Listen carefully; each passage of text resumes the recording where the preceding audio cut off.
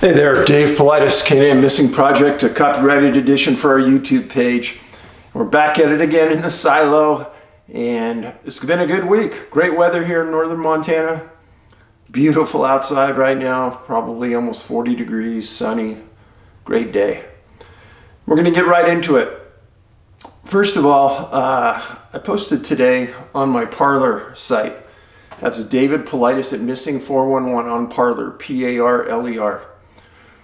And I posted a link from the former chief investigative correspondent for CBS News, Cheryl Atkinson. And I've been following Cheryl for a long time since she left CBS. And I've read several of her books. I've recommended several of her books. One of them is named Smear. And it talks about how there are certain organizations that are meant to control your thinking on the news. And it's how it's positioned, how it's mentioned, and it gives a critic's eye on how to really watch things and understand the truth about the news. And Cheryl is one of those great ladies out there that has taken it upon herself to tell the truth. And she goes to great lengths to spell that out. And I appreciate her greatly. Today, her post on Twitter was how she immediately lost 5,000 followers on Twitter. They just took them away. And I've told you before, it's happened to me. It's happened to a lot of people. That's why I'm leaving Twitter. And over on Parler, I've gotten several hundred in just followers in just the last week. So follow me there. The site was designed for two things: for freedom of the truth and lower the censorship. And I've not known anybody to complain about censorship there, and I've been following them now for several months. So I have a lot of hopes for Parler. Today we're going to talk about something up in the Upper Peninsula in Michigan. Talk about several cases, and we're going to talk about stories that are from my books on terrestrial disappearances, and one case in particular that's always haunted me, and that is the disappearance of two military officers from northern Michigan back in 1953. Never were found. And let's get into that story. So first of all, this map right here, took me a lot of time to put it together, but this is the Upper Peninsula of Michigan. This is the Kinawa Peninsula, and this is an area called Sioux Locks. This line right here is the Canadian-U.S. border. And we're going to talk about the disappearance of Wilson and Moncla. Let me tell you about Lieutenant Felix Moncla, Jr., U.S. Air Force F-89 pilot. He was born in October 21st, 1926 in Monsoor, Louisiana. 26 years old when he vanished. His father was a high school teacher in town. And while Moncla was in high school, he garnered a scholarship to the University of Louisiana at Lafayette to play football. He ended up getting a bachelor's degree, BS degree, and he enlisted in the U.S. Army and served in World War II. He went back and re-enlisted again in the military in 1950 into the Air Force and got into their pilot training program. And he took his F-89 training at Tyndall Air Force Base, and he ended up getting married. He had a son and a daughter, and at the time of his disappearance, his family lived in Madison, and he was assigned at Truax Air Force Base. Robert Wilson, 22 years old, was his radar officer and sat right behind him in the plane. He's a graduate of Ponca High School, went to the University of Oklahoma, and then he entered the Air Force. And he got a job as a second seater on the F-89. Now, Truax Field, November 23rd, 1953, will be a day of infamy. Why? Two F-89s. One crashed, one disappeared on that day, both assigned to Truax. Now, Moncla and Wilson were on a special assignment to Kinross Air Force Base, and they were part of the Air Defense Command on the Canadian-US border. Now, we weren't really worried about incursions from Canada. They're our friends, they're our military partners, but they were there because of a variety of issues. But the F-89 was designed for this foul weather, cold weather deployment up in the northern part of the US, Canada, Alaska. That's how it was designed. So the F-89 was meant to do what it did this night on November 23rd, 1953. Now, the Air Defense Command in this area right here, it's now called Chippewa International Airport, where they flew out of. But that Moncla-Wilson's F-89 was scrambled. Now, to understand what scrambled means is that you get to your plane fast, you get up in the air fast, there's some type of incursion in our airspace. So at 6:22 a.m. or p.m., they took off. And they started heading to the northwest because Air Defense Command had seen an unidentified object flying over Sioux Locks, which is just right here. And that's a series of locks on the Great Lakes, and they couldn't identify it. Now, Air Defense Command knows Canadian aircraft inside out and backwards. They know US aircraft inside out and backwards, but they couldn't identify this. So Moncla-Wilson took off. Weather was horrible, cloudy, rainy, wind, ice. And the unidentified craft was originally flying at 30,000 feet. And as Moncla-Wilson took off on their flight path, 70 miles north of the Kinawa Peninsula and 40 miles from the Canadian border, they closed on this object. And they were told at the last minute that the craft was at 11 o'clock, 20 degrees off. And this information is coming directly from the U.S. Air Force report on this incident. So the report stated that the F-89 closed on it and both objects came together. The F-89 and the unidentified craft. And that was sometime after 6:51 p.m.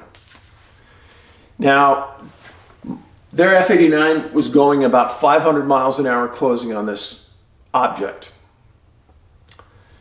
And as both of these objects came together, initially it was stated that they both disappeared. Initial reports. Now, I've always told you that pay attention to initial reports. Why? Because initial reports are usually the most accurate and the most truthful, and then the spin starts. So,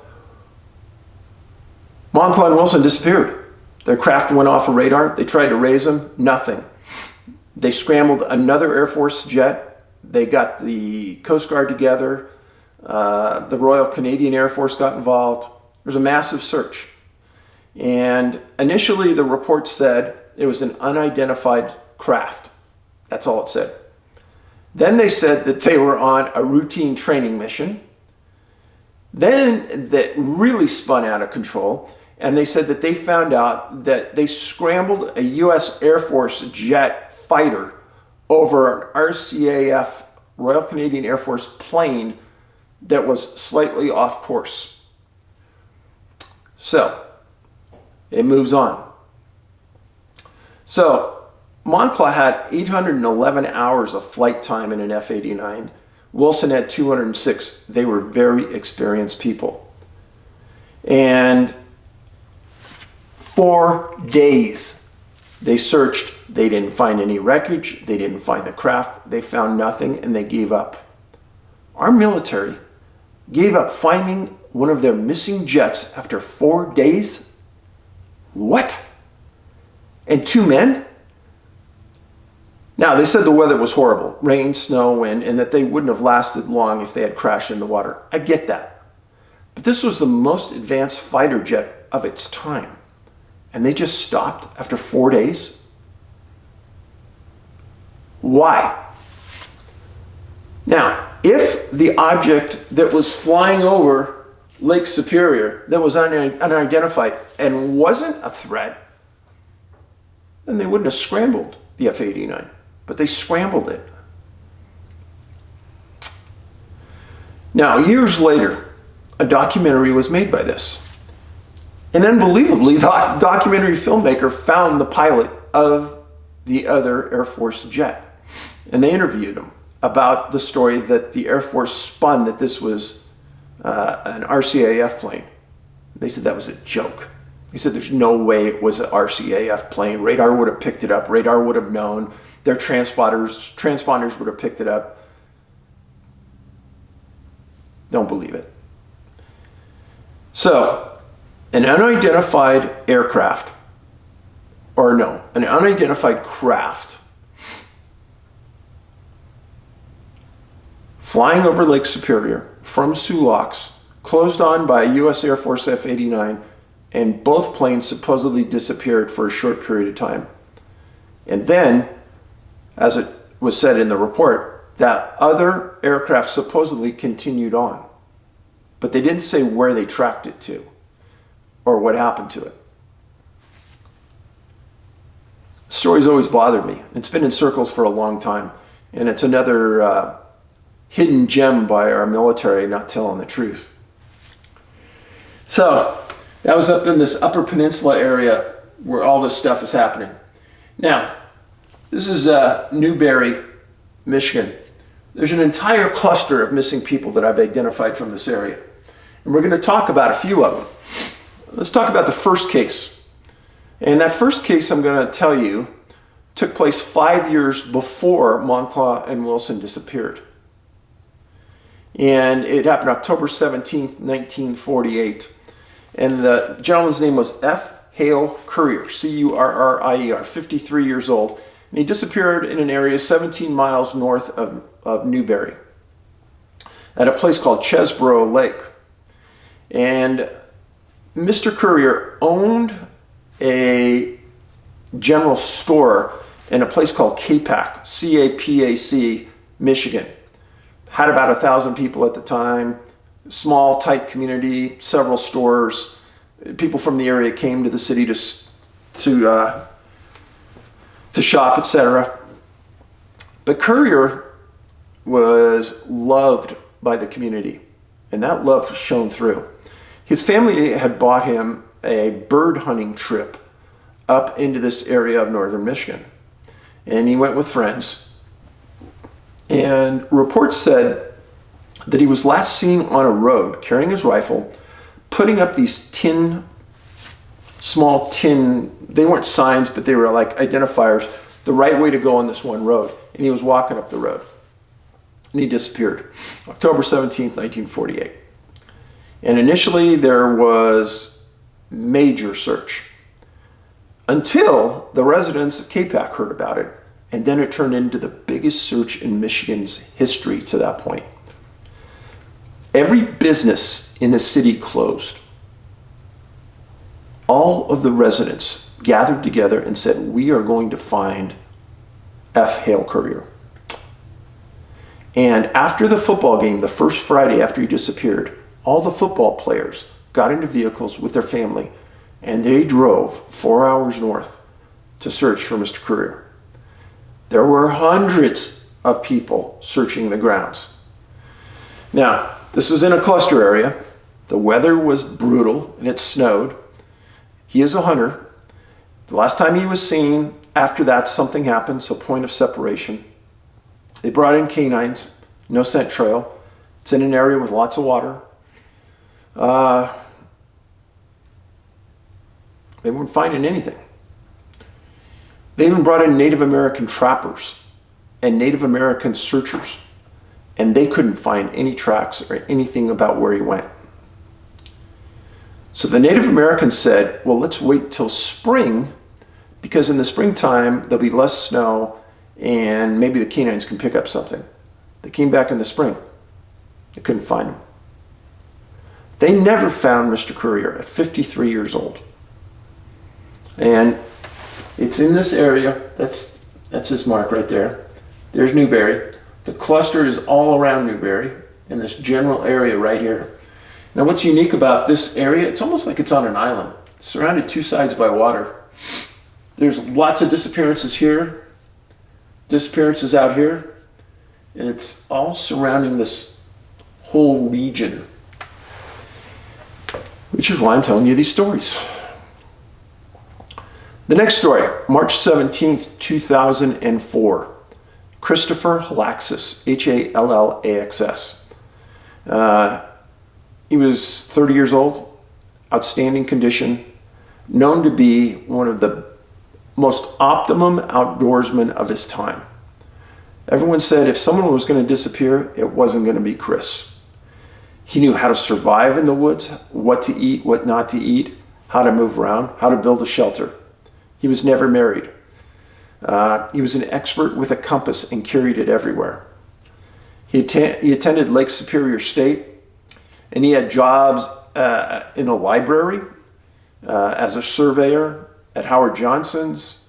He worked for the GE National Technical Response Team as a technician. He was a smart young man. And he was destined to understand the woods the best he could. It's kind of what he told everybody. At one time, he'd spent 27 straight days in the woods without seeing anybody, just to see if he could survive. Now, his family owned a cabin on the east bank of the Two-Hearted River, and he loved going there because he loved the fishing and the hunting. Well, on March 17th, 2004, he stopped by the BP gas station in Paradise, right out here. And he told the people there that he was going to go to his camp. And he bought a bunch of snacks and drinks and he took off. That was the last time anybody saw him. The only weapon he carried was a large knife. Well, he was reported missing, and the Michigan State Police decided to take the case. And at one point, they followed the tracks of his deep into the woods in the Tahquamenon State Park. And there's an area there near a very deep swamp. And they found his camp that was essentially in shambles. Supplies were thrown around, and they found a super well-designed shelter that he had built. And they did many, many searches into this area after that, and they never found him. How they never found him, I don't know. And why they never found him, I don't know. Because they brought in canines, they should have been able to track him. But as I've told you many times, that people who are around swamps, strange things happen. A lot of people disappear near them. I've had a lot of strange things happen near swamps to myself. Tell you a quick story. I was in Wyoming, and Angie and I were traveling, and we were in an area specifically on a missing persons case. And we were standing on one side of a very large swamp, and we knew exactly where we were. And I said, hey, just for the heck of it, you know, it's so quiet here, it's nerve-wracking. Let's just see, let's cup our hands and clap a couple times. That kind of sound. And after the second clap, we heard something we've never heard before. And it sounded very similar to a herd of buffalo coming right at us out of this swamp. So we're next to our car, and all of a sudden this massive amount of sound is coming at us from the middle of the swamp. And we're on this dinky dirt road that got into this location where we were at. And I swear to you, for 20 seconds, I was scared to death that we were going to get trampled by something or someone, or I didn't know. But after about 20, 30 seconds, nothing came out. Nothing moved. We heard nothing else, and there were no smells. We went over, looked in the water of the swamp. It wasn't moving. I have no idea what it was. One of my many unusual incidents going into locations where people have disappeared. So I don't know. I've told this story to many foresters and things. Nobody has a clue. But the idea that something could make that much noise coming out of a swamp is almost hard to believe, because it sounded like it was on hard soil, not like you were trampling through water. So, Wilson, Moncla, Chris Hallaxis, F-89, the unidentified track of the object, and this case, Ivanovic. We're going to talk about that right now, and that is the most current case of the ones we're presenting.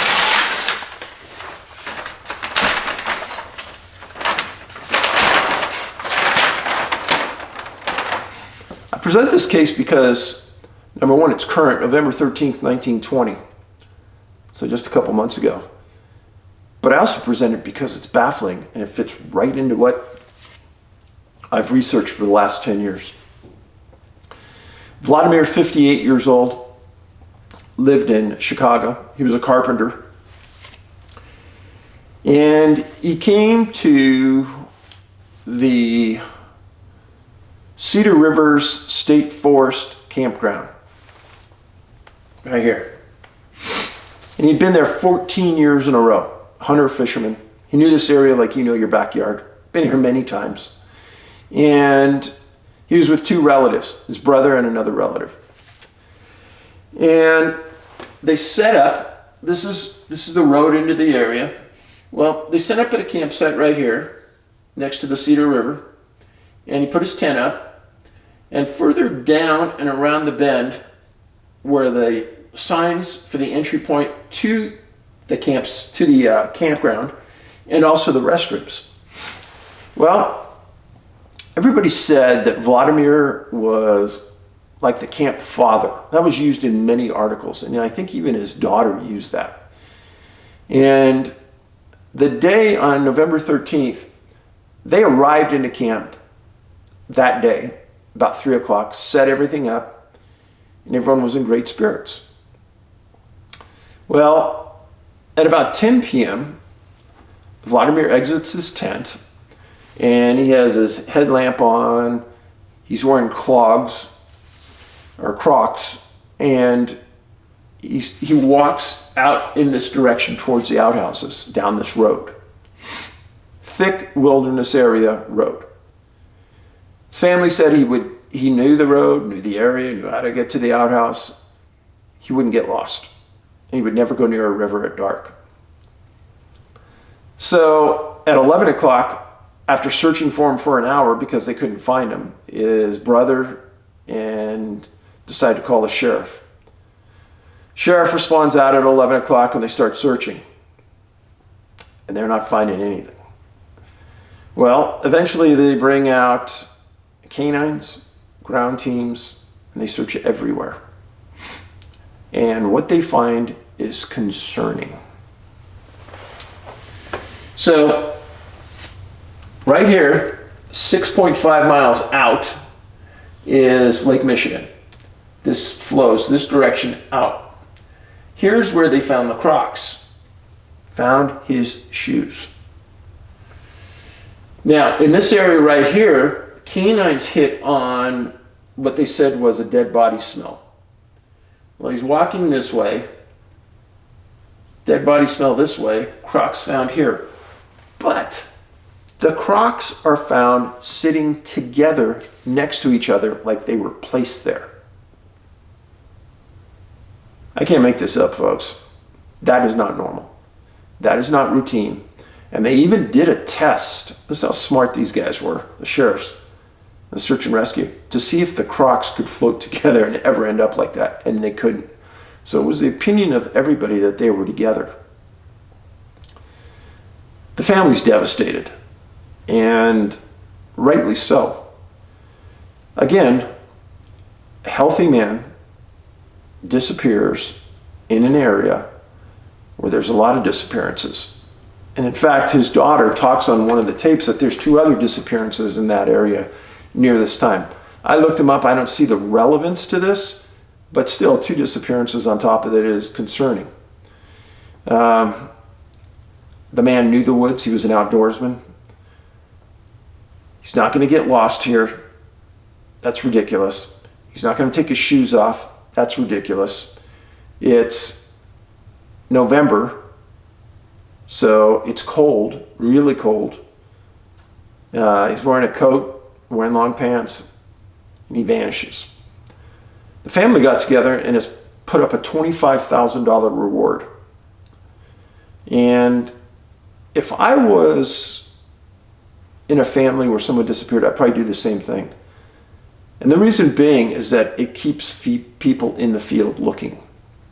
And that's what you want. You want people searching. You don't want them to give up. Giving up is the last thing anyone wants in a search and rescue.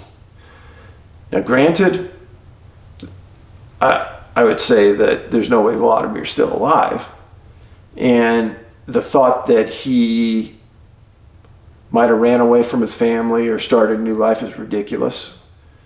I hear that a lot on cases. It's not going to happen. But water, point of separation, loss of shoes, hunter. Does all this sound familiar to you guys? Now, some of you are new to this. The profile points on these cases that I've been talking to you about should start making sense. Now, in the Moncla-Wilson case, water, disappeared off the face of the earth, no wreckage, they flew into horrendous weather, they were never found. Both of them extremely smart, young, healthy men. Hallaxis, weather was related to this. In fact, it was mentioned several times in the search and rescue. Lots of snow. There's some kind of disruption in that camp that does bother me, but they never mentioned that there were any tracks that they could identify, which was odd. So could a large wind have come in and blow this stuff around? I don't know. Interesting though. On Mr. Currier's case, just a review. 53 years old. The biggest search reported in Michigan's history at that point. Armed, on a road, so couldn't get lost. And these people searched for weeks initially after he disappeared and then came back again, never found. So weather, hunter, point of separation, no scent trail, and water all the way around in a cluster zone. The other point of all these cases, cluster zone. The only one that might be slightly outside is Vladimir. Maybe a little bit outside. But this whole upper peninsula area has so many missing people, it's ridiculous. Now, one thing that I know about this region in talking to many search and rescue professionals, and thanks for the rangers and the search and rescue people and the sheriffs that have consistently written me and made comments, that this area of Michigan, you can get lost in pretty quickly if you don't know how to use a compass or GPS. I carry both in my backpack, by the way. And a GPS trail guide, I mean, I can teach you how to use it in 2 minutes. You look at the screen, you walk a few steps, it'll tell you which direction you're going. It's pretty easy to use. Compass, a little more training is needed, but when you're in an area where you can't look up and see a mountain, see something identifying to walk towards, because a lot of this area is pretty flat. So once you're down in a valley or on flat ground, it's hard to tell which direction you're really walking unless you're paying great attention to the sun. That's why a compass is important. I have talked about Michigan cases before where a hunter disappeared. He was later found and said that what really confused him was that he was trying to use his compass and it was going in circles. I wrote about that in the book. And That is fascinating.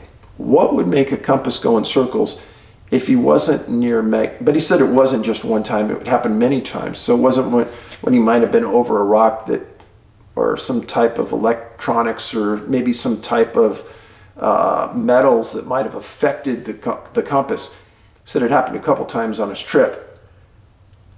That's fascinating. So, GPS trail guide and compass, important. Now folks, if you're Vladimir's family, know that I just spoke to 200,000 people. And hopefully there's people up there in Michigan that'll go and come springtime, make a big push to find your relative. I am very distraught that he disappeared. The other cases, other than Chris's, are old. So thank you very, very much for watching my channel.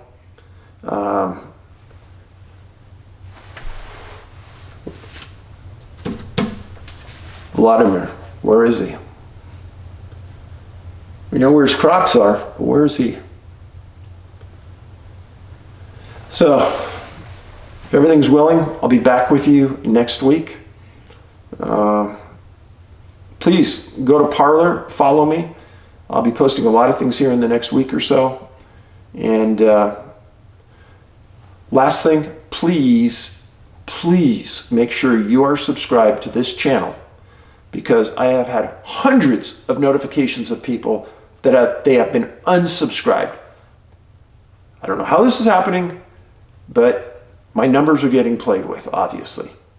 So please subscribe. Post this on every social media site you can, especially all Michigan social sites. I want these words to get out on this Upper Peninsula area, and maybe we'll garner some interest in finding Vladimir. Thank you very much and have a great day.